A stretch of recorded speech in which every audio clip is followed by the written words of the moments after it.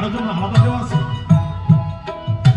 সূর্যের আলো, কে হিন্দু কে মুসলিম, কে বড় কে ছোট, কারোর জন্য আলাদা দেওয়া নাই।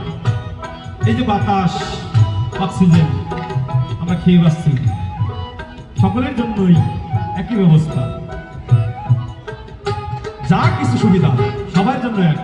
তাহলে বিভেদ আমাদের মনের সমস্যা, এই সমস্যা দূর করে লালন সাহেব মানবতার ধর্ম ফিরিয়েছে, সকলকে এক ছাদের নিচে এক জায়গায় আনার চেষ্টা করেছে। সেখান থেকে সাজির